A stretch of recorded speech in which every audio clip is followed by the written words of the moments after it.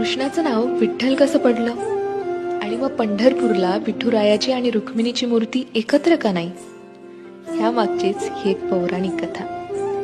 कृष्ण निजला निवांत, आठवली त्याला राधा, राधेला केले जादूने जिवंत, जणू काय झाली त्याला प्रेमबाधा. समोरून आली रुक्मिणी, कृष्णासंग राधास पाहिली, डोळे झाले लाल लाल, म्हणे मी कृष्णा सोडून चालली. कुठे गेली रुक्मिणी कुणास बाई ठाऊक, कृष्ण भटकतोय तिला शोधत, होऊन व्याकुळ भाऊक. पोहोचला बाई कृष्ण शोधत तिरी चंद्रभागेच्या, अन रुक्मिणी दिसली दिंडी रवनात पंढरीच्या. कृष्ण म्हणवितो रुक्मिणीस, पण ती रुसलेली फार, म्हणतो कसा, अगं रुक्मिणी कसा करू मी तुझ्या विना वैकुंठाचा संसार. रुक्मिणी नाराज, त्यातच कृष्णास आठवे भक्त एक थोर, नाव त्याचे पुंडलिक, लय गुणाचं ते पोर.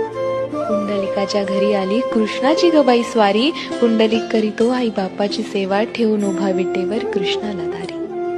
वाट पाहता पाहता कृष्णाची मूर्ती राहिली, विटेमुळे विठ्ठल त्यासी प्रचती जाहली. 28 युगे झाली लांब उभी राहुनी, रुक्मिणी रुसवातो घरी, अवघ्या भूमंडळाचा संसार बघत विठ्ठल उभा विटेवरी.